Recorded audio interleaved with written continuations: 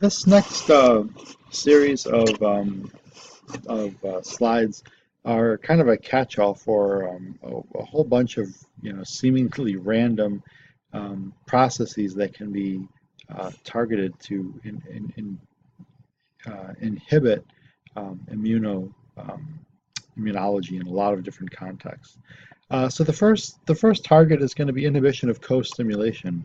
Okay, and so kind of the prototypical drug is abatacept, and we're looking at the ability to kind of shut down that co-stimulatory B7 molecule on the surface of antigen-presenting cells.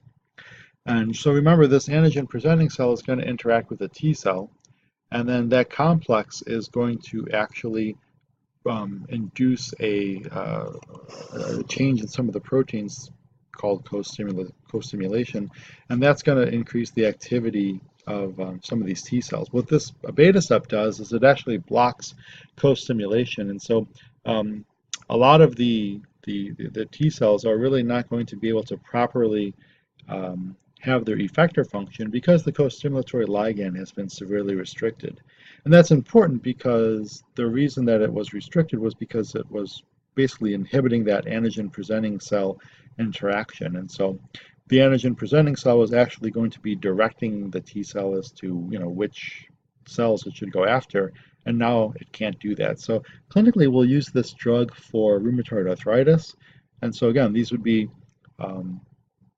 diseases or indications that are being driven by T cells that are targeting autoreactive antigens. And so in RA, we'd be looking at antigens that are being processed incorrectly from something like the synovium, and you see this really potent directed T cell response. This abatacept and others that can inhibit co-stimulation would negate that. So this drug is injected. Adverse reactions are listed there. You can read them by yourself. I'm not sure that STEP is going to go into that great detail in terms of this random immunosuppression type drug, and then what's the possible weird, unique adverse reaction. I don't see that, but it is there in case you would like to know. And this is what that co-stimulation process looks like. And this is kind of very similar in terms of this reaction right here.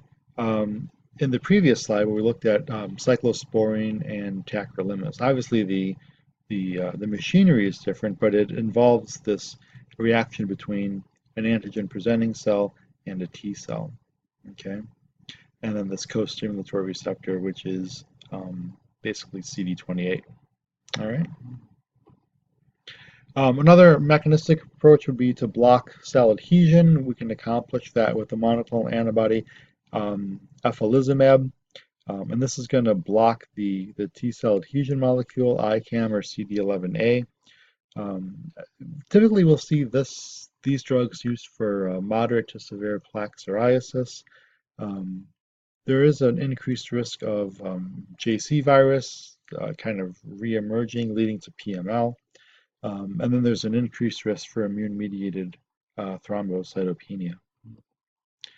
We can inhibit complement through eculizumab, and so this is going to be an antibody directed against C5, which will inhibit or prevent complement activation. Clinically listed there for some rather very specific and somewhat rare clinical indications. Other molecular targets we can utilize would be inhibition of angiogenesis. We can accomplish that using the monoclonal antibody bevacizumab, which is Avastin. So this is a monoclonal antibody to the VEGF receptor. We're going to shut down angiogenesis, and we can see this used as an adjuvant therapy for a whole host of solid tumors, ovarian, lung, colorectal, brain, etc. And there's multiple dosing regimen guidelines and protocols, and we're not going to get into that. Obviously recognize that there are several VEGF receptors. Bevacizumab would be specific to one or more, and there's multiple drugs out there that can be used to really kind of restrict this VEGF dependent cascade. And again, you don't need to know all this because this is a huge body of literature, and unless you're going to be an oncologist specializing in adjuvant therapy for solid tumors, you don't need to know this.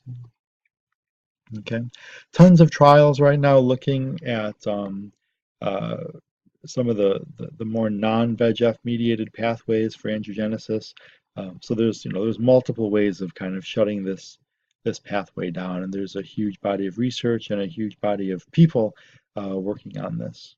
Okay, um, let's stop there, and then we'll pick up on the next unit shortly.